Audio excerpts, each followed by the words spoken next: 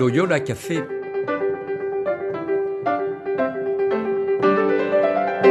Loyola Café, on y discute philosophie et théologie.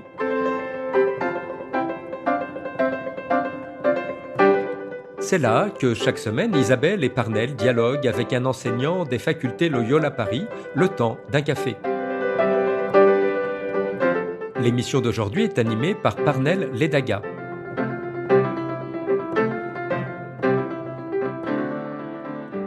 Bonjour à tous, chers auditeurs et auditrices du Loyola Café. Je suis heureux d'être avec vous pour un nouveau podcast. Nous discuterons aujourd'hui des vertus et de la passion politique dans l'Antiquité grecque. Et pour en parler, j'ai le plaisir d'accueillir René de Nicolaï. Bonjour René. Bonjour Parnell. Voilà. Alors René est un nouvel enseignant ici aux facultés Loyola Paris. Il dispense justement un cours intitulé Vertus et passion politique. Euh, et nous allons bien sûr en discuter avec lui. Mais avant René, dites-nous un peu, qu'entendait-on par vertu et qu'entendait-on par passion politique dans l'Antiquité grecque? Je pose cette question parce que aujourd'hui, lorsqu'on parle de passion, souvent on pense à la passion comme quelque chose de négatif. Celui qui est passionné, c'est celui, disons, qui n'est pas fiable, qui n'a pas toute sa raison. Mais j'ai l'impression, et je peux me tromper peut-être, que dans l'Antiquité grecque, la passion pouvait être quelque chose d'assez positif. Je pense que le meilleur exemple pour en parler, c'est Aristote. Chez Aristote, la vertu consiste en deux composantes. D'abord, une raison suffisamment développée pour savoir comment agir dans toutes les circonstances. Et d'autre part, une partie désirante de l'âme, celle où se situe la passion, qui a été bien éduquée et qui désire spontanément ce qu'il faut désirer et qui rejette spontanément ce qu'il faut rejeter. Je prends juste un exemple. Si vous savez que vous avez une prise de sang à faire dans 1 heure, il est 8 heures du matin, vous allez au laboratoire à 9 heures, vous savez que vous devez être à jeun. Et vous passez devant la vitrine d'une boulangerie et vous voyez un très appétissant éclair. Dans ces cas-là, pour Aristote, si vous êtes vertueux, vous avez des sentiments de plaisir et de peine, en l'occurrence un désir pour la nourriture, qui ne se portent pas vers la nourriture qui vous serait, en l'occurrence, nuisible. Si, à l'inverse, vous avez une passion déréglée, dans ce cas-là, vous allez ne pas pouvoir résister à ce désir et manger une pâtisserie et compromettre évidemment votre prise de sang. Je prends cet exemple parce que je pense qu'il répond assez directement à votre question. Pour Aristote en tout cas, mais c'est partagé par un certain nombre d'auteurs anciens, la passion, c'est-à-dire les sentiments de plaisir et de peine, ne sont pas du tout négatifs en soi. L'important est de les informer, de les éduquer pour les diriger dans la bonne direction qui est imposée par la raison. Mais c'est assez impressionnant ce que vous dites là parce que la passion voit qu'il a un lien en fait avec la raison, du moins dans la théorie aristotélicienne. Parce que comme je l'ai dit précédemment, souvent aujourd'hui lorsqu'on parle de quelqu'un qui est passionné, on a tendance à emprunter ce raccourci en se disant que s'il agit par passion en fait, c'est qu'il n'a pas toute sa tête, il n'a pas son raisonnement, disons, n'est pas très éclairé. Mais pourtant la passion, on le voit chez Aristote, doit en fait découler vraiment d'un travail raisonné. Exactement. Alors pour Aristote, il y a deux façons de le faire. Soit vous avez été éduqué par un bon gouvernement ou par de bons parents, et cette bonne éducation a consisté à vous habituer. L'habitude est fondamentale chez Aristote, c'est elle qui informe, modèle, éduque le caractère. Par exemple, si vous avez, pour prendre l'exemple de la famille, des parents qui vous ont inculqué la tempérance à l'égard des sucreries, pour reprendre l'exemple un peu trivial mais parlant que j'évoquais tout à l'heure, vous aurez des sentiments de plaisir et de peine à l'égard des sucreries, sans doute de la nourriture en général, qui seront modérés et non pas déréglés comme ceux que vous évoquiez. Donc ça, c'est un moyen. Il y a un autre moyen pour la raison d'agir sur les sentiments de plaisir et de peine, qu'évoque Aristote à la fin du premier livre de l'Éthique à Nicomaque. C'est une expérience qu'on fait couramment, celle des exhortations qu'on s'adresse à soi-même ou qu'on adresse aux autres. Quand, pour reprendre mon petit exemple, vous passez devant la vitrine de la boulangerie, vous avez très envie de l'éclair au café, parce que vous n'avez pas reçu une éducation et une habituation suffisante, vous pouvez toujours vous reprendre, vous adresser un petit discours à vous-même en vous disant, écoute, tempère-toi, modère-toi, résiste à la tentation, c'est pour ton bien. Ce qui, pour Aristote, montre bien que la raison est capable d'avoir une influence directe sur nos sentiments de plaisir et de peine. Très intéressant. Et alors là, nous avons parlé de la passion. Et qu'entendait-il en fait? Quand je dis il, je ne parle pas nécessairement d'Aristote, mais un peu de pas mal de philosophes grecs. Qu'entendait-il par vertu? Parce que vertu aussi souffre lui aussi de pas mal de préjugés. On a souvent attribué, enfin, associé la vertu à la pratique religieuse ou, disons, une vertu, il faut nécessairement être quelque chose de bon. Mais pourtant, on voit que chez les philosophes grecs, on sait qu'ils avaient peut-être une autre conception de la vertu. Qu'entendait-il alors par vertu? Le mot vertu en français traduit le grec arrêté, et arrêté en grec est lié étymologiquement au superlatif de l'adjectif qui veut dire bon. Le superlatif, c'est Aristos, qu'on retrouve par exemple dans Aristocratie. L'arrêté, la vertu, c'est l'excellence. C'est de faire de façon superlative ce pour quoi vous êtes fait. Et Aristote, pour suivre sa pensée, se demande au premier livre de l'Éthique à Nicomaque pourquoi l'homme est fait. Et il dit ce qui est propre à l'homme, c'est la raison. Donc l'excellence, l'arrêté, la vertu de l'homme est justement la vie selon la raison. Si bien que pour Aristote, le but de la politique, pour en venir plus directement à notre propos, le but de la politique, c'est d'inculquer la vertu chez les citoyens, notamment au moyen de la loi et de l'appareil de coercition qui est à son service, et d'éduquer ainsi les hommes par des pratiques scolaires, enfin je veux dire des pratiques éducatives, mais aussi tout au long de leur vie par des normes, des limites posées à la propriété, bon, tout un ensemble de lois, éduquer les hommes pour reprendre la discussion par laquelle nous avons commencé, pour informer, modeler leurs sentiments de plaisir et de peine dans la bonne direction. Je terminerai juste en disant que pour Aristote, et Platon est ici sur la même longueur d'onde, la vertu que vise la politique, que vise l'éducation politique qui est donnée aux hommes, c'est une vertu complète. C'est l'excellence générale de la personne. Ça s'oppose à une conception et de la vertu qu'on peut avoir et des vertus politiques. Je m'explique. Comme vous l'avez dit, aujourd'hui, on entend par vertu quelque chose peut-être d'un peu désuet. Il fut un temps où l'Académie française décernait un prix de vertu. C'est un peu ce que ça nous évoque. C'est évidemment pas ce que les philosophes anciens ont à l'esprit. C'est pour ça qu'il est bien généralement de traduire arrêté par excellence. Mais d'autre part, nous attendons toujours de nos hommes politiques, par exemple, qu'ils soient vertueux. On attend essentiellement qu'ils soient intègres, qu'ils ne piquent pas dans la caisse, pour le dire. La vertu politique chez les anciens est là encore beaucoup plus large. Ce qu'ils attendaient comme vertu de leurs hommes politiques, c'était une excellence complète, une excellence de faculté délibérative, d'intégrité morale, de générosité, de courage, qui va sans doute plus loin que ce que nous attendons, nous, du personnel politique. Je pense que c'est vraiment très éclairant ce que vous dites, surtout en parlant de vertu comme une forme d'excellence générale, pas juste d'un domaine en particulier. Et on voit aussi en fait le lien avec la capacité à délibérer et le lien en fait que la vertu entretient un peu avec la passion.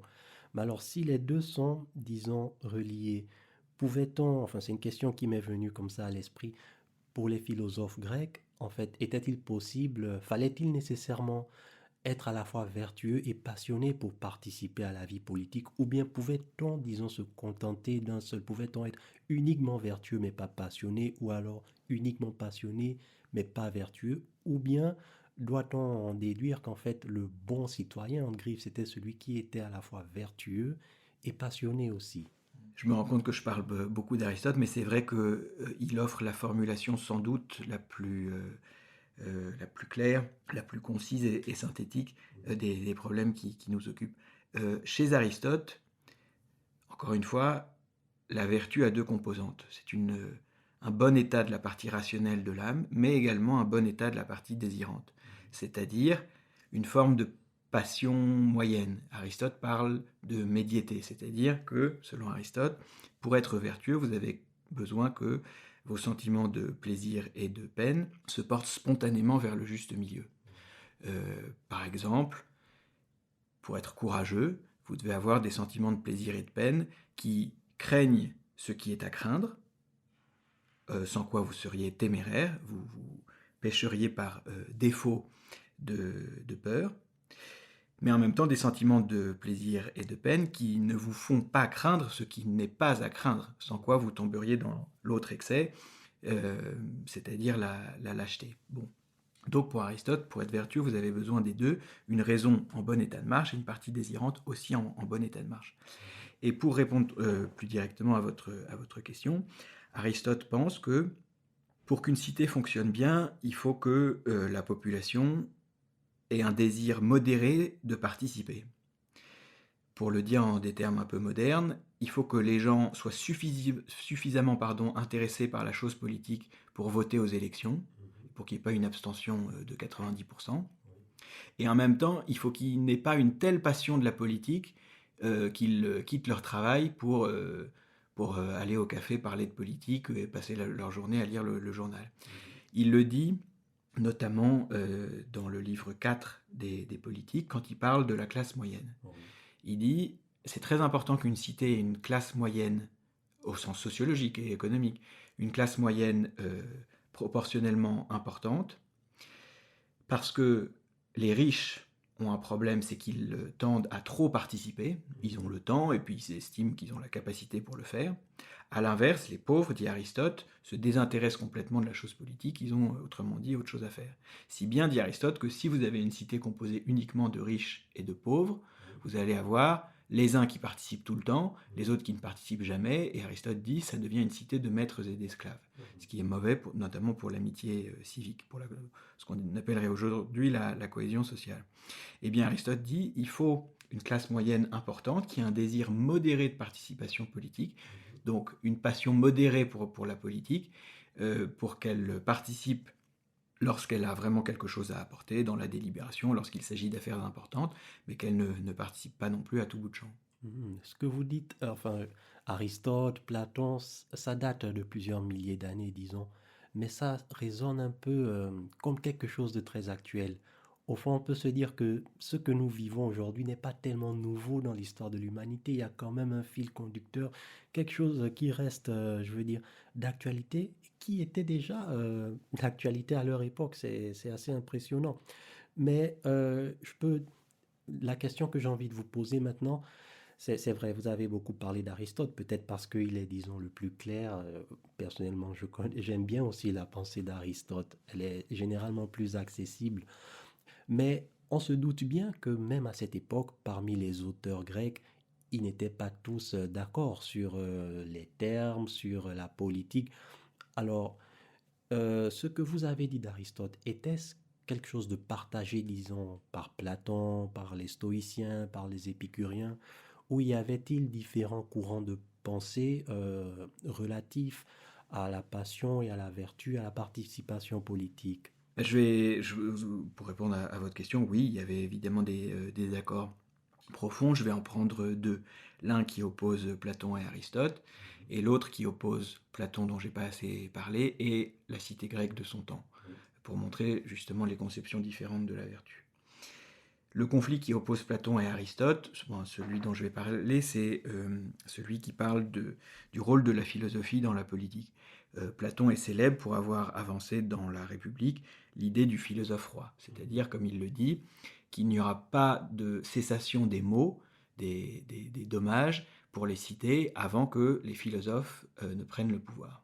Parce que ce sont les philosophes qui détiennent la sagesse ultime, et à défaut de cette sagesse, en fait, les cités sont précipitées dans des suites sans fin de déboires. Aristote, notamment au livre 3 de la politique, dit un gouvernant unique, sauf si c'était un dieu, il admet quand même cette possibilité, sauf si c'était un dieu ou un quasi-dieu, est sujet à la passion, Et donc il est sujet par exemple à la colère, il peut être sujet à l'intérêt personnel, si bien que il vaut mieux soumettre le gouvernement en général à des lois qui imposent un certain nombre de limites et qui forcent les gouvernants à agir dans l'intérêt commun. Aristote dit donc, en substance, un gouvernant unique comme le philosophe roi serait sans doute dangereux. Il se trouve que Platon, à la fin de sa vie, dans un dialogue qui s'appelle Les Lois, avait lui-même commencé à avancer cette idée.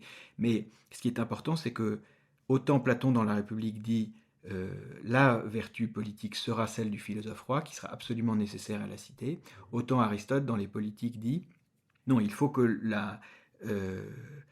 le manque possible de vertu des gouvernants soit contrôlé par des lois, et ces lois devront être appliquées à des cas particuliers, parce que la loi est toujours générale, et pour réaliser ce travail d'application, il faudra non pas, là encore, un homme unique, type philosophe roi de Platon, mais il faudra une communauté de citoyens qui seront mieux à même de voir la diversité des éléments qui font un cas particulier et qui nécessitent l'application de la loi. Autrement dit, Platon avance un argument qui va dans un sens en fait démocratique, ou en tout cas républicain, au sens où il dit il vaut mieux être gouverné par l'alliage de lois et d'une communauté de citoyens qui les appliquent que par un gouvernant unique. Donc ça, c'était pour le conflit entre Platon et Aristote.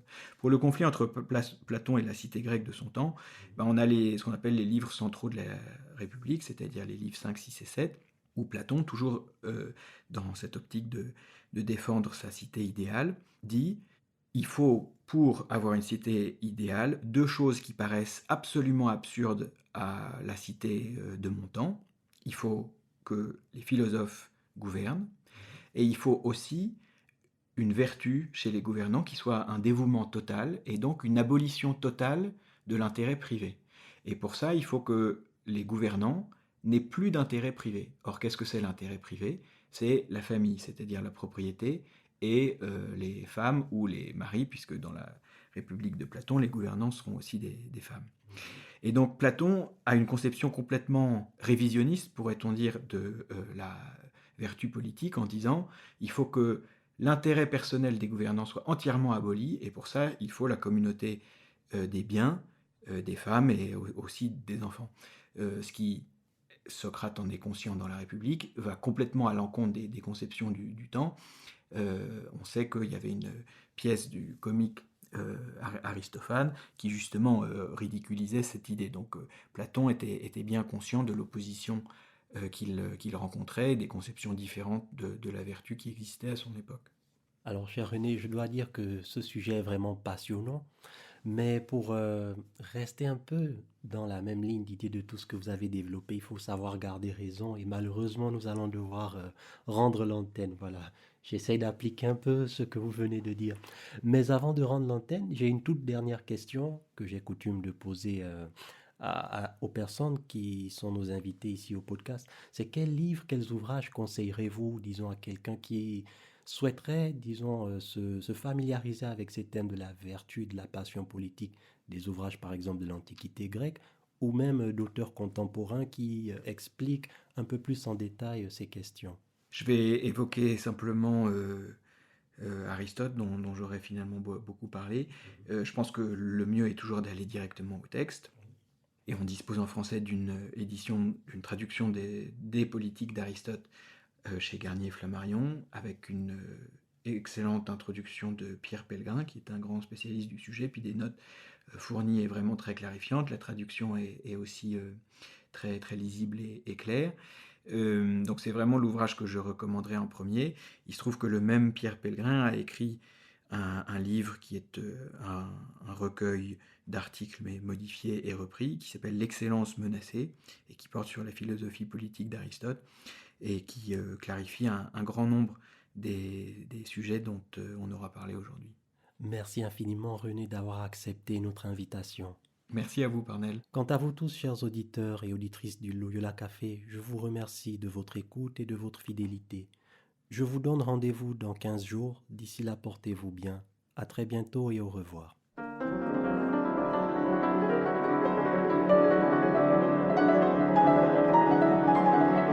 Vous écoutiez Loyola Café, le podcast des facultés Loyola Paris. Pour ne rater aucun épisode, abonnez-vous gratuitement sur votre application préférée, Spotify, Deezer, Apple Podcast ou YouTube Podcast.